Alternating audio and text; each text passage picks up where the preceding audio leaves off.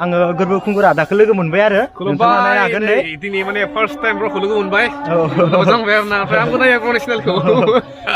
थ' आब'खौबो आं नायबाय थायो ओमफ्राय आब'नि बे मोसानायखौ बांसिन मोजां नांदों आरो आङो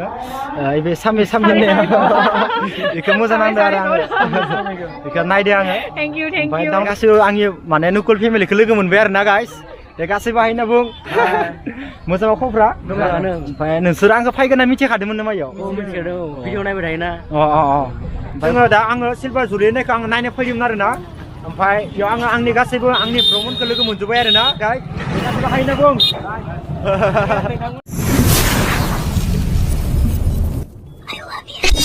मेगननि नोजोरा नोंखौल' नागिरो गोरबोजों हास्थायगोन नोंखौ आं तो गाइस माने दिनै तारिखा 27 दे गाइस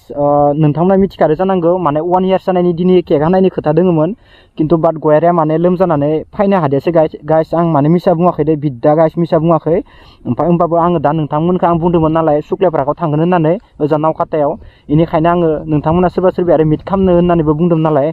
आरो नङाबा नोंथांमोना आंखौ थगायदो साननानै हामा मोनदो सानगोन ना होमबाबो नोंथांमोनखौ लोगो मोनबा मोनाबाबो माने आङो दा नै 56 डिग्री जाबायमोन आरो ना होमबाबो बेयाव थांथारनो नागिरदों आरो ना आं गाइस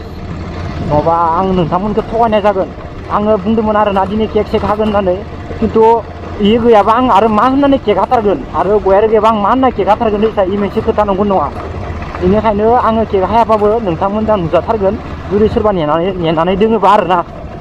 थ' नोंथांमोना नायलांबाय था गाइस आं एसे स्पिडआव थांनोसै नङाबा आं मोनहैस्लाबनाय नङा मोनाहैगोन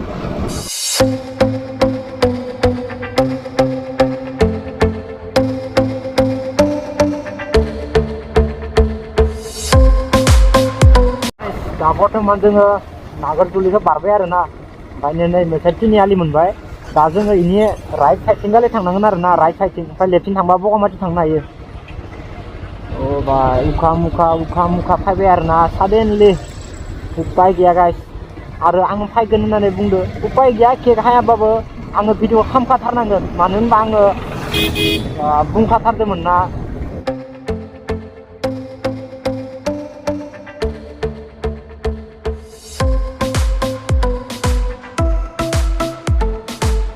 फाइनाली आं दा मोनफैमारबाय दै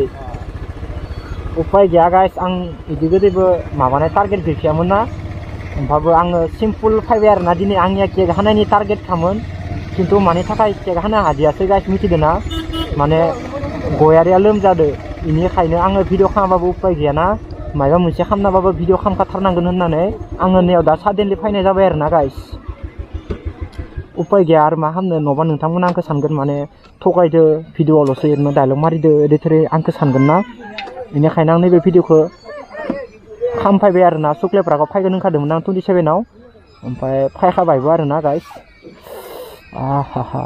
दिनै सानडे माने आङो दा बर्थमान नैयाव प्रागआवनो मोनफैबाय दे सुक्लेपारागाव ओमफ्राय गोबां मानसि दोङो दा टाइमा जाबाय 4:40 जाबाय आरो ना टाइमा थ' गाइस दा बर्थमान आङो नैबे जोंनि सुक्लेपारागाव मोनफैबाय आरो ना गाइस थ' गोबाङानो आंखौ मिथिखादोंमोन माने इयाव फैगोन होननानै किन्तु माने गयारिया लोमजानायनि थाखाय आं माने बेखौ लाना फैनो हादिया आरो ना ओमफ्राय आंबो बोरैबा मोनबाय थादोंमोन ओमफ्राय इयाव आं दा नै गासैबो आंनि माने नुकुल फेमिलिखौ लोगो मोनबाय आरो ना गाइस दे गासैबो हायना बुं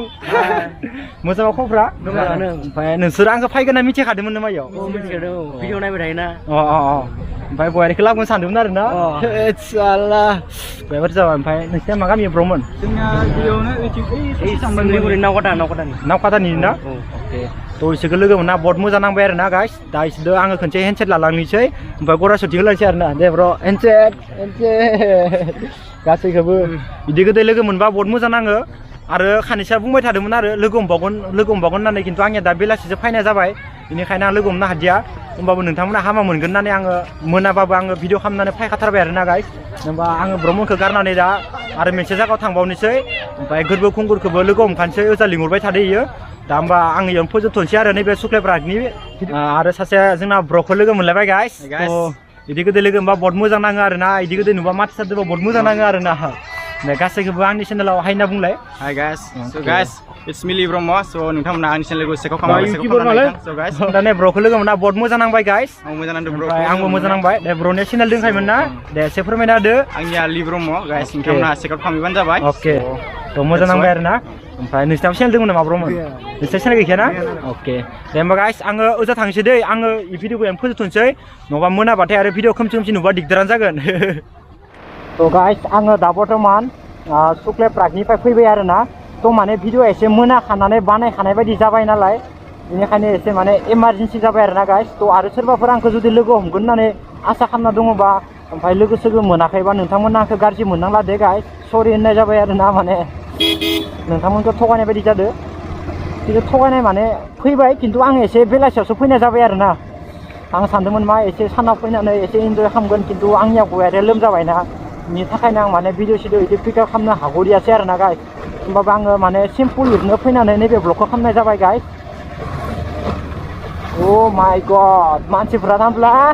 ब्लां ब्लां गोजा माथो बेथिंबो खाना पिकनिक जानाय बायदि गोजा माने ओरैबायदि जाम जायो माने मोनाबाथाय गरायसराव बया जाम जायो आरो ना थ' उपाय गैया गाइस मा खालामनो थ' आङो दा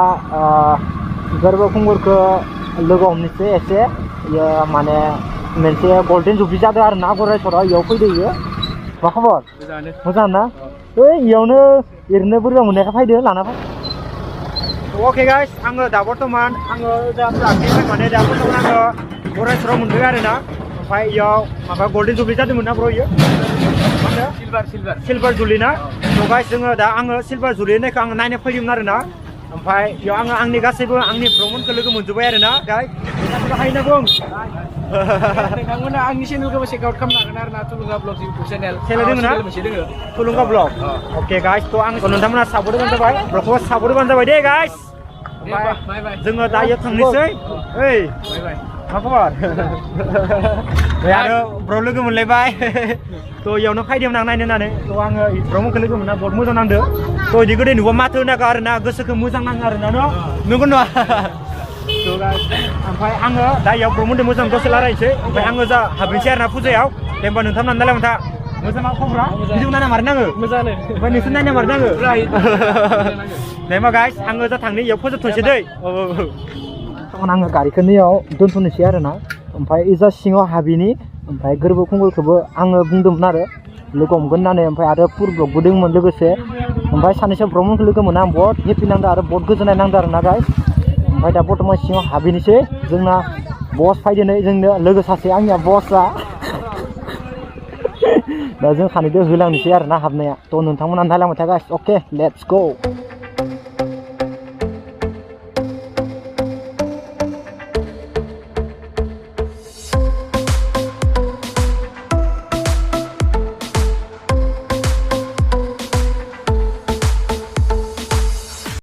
थ' गाइस दा बर्थमान आङो फाइनानै ओमफ्राय नै आङो गोरबो खुंगुर आदाखौ लोगो मोनबाय आरो नोंथाङा नायनो हागोन दे दिनै माने फार्स्ट टाइम ब्रखौ लोगो मोनबाय मोजां मोनबाय आरो ना ओमफ्राय आंबो नायो ब्र'नि चेनेलखौ आगोलावनो लोगो हमनो गोनांमोन आरो कन्टेक्ट खालामबाय थाखादोंमोन होमबाबो टाइमनि थाखाय आदाया लोगो हमनो हादियासै आदायाबो आरो क'क्राझाराव थायोना ओमफ्राय आरो इथिंगालि दोङो आब' नोंथांमोना बेखौ सिनायखायो दे गासैबो ओमफ्राय दा इयाव आब'मोननिया फैनाय जाहोना मामोन इयाव दा बर्थमान माने नाइट श' प्रग्राम दङ आरो ना बेयावहाय फैदों मोजाङानो दे थ' आब'खौबो आं नायबाय थायो ओमफ्राय आब'नि बे मोसानायखौ बांसिन मोजां नांदों आरो आङो बे सामि बेखौ मोजां नांदों आरो आङो बेखौ नायदों आङो ओमफ्राय डाउनलडबो खालामनानै लादो आरो स्टेटासबो होदोंमोन आङो दा रायजोफोरा नोंथांमोनाबो फंबायनि चेनेलखौ सापर्ट खालामदो बयबो बर'जों बर' हेल्प खालामलायनांगौ थ' आब'मोनखौबो सापर्ट होबानो जाबाय आंबो बिराद सिनाय मोनखायो आंबो दिनै लोगो मोनदों आरो फार्स्ट टाइम बहुत मोजां नांदो आरो आब'मोनाबो एसे खामानि दोङो दे जायदो दे मा थांनो आरो नै पुर ब्लग दङ दे नोंबो ओंखाम जाहैसैबा दे होमबा न'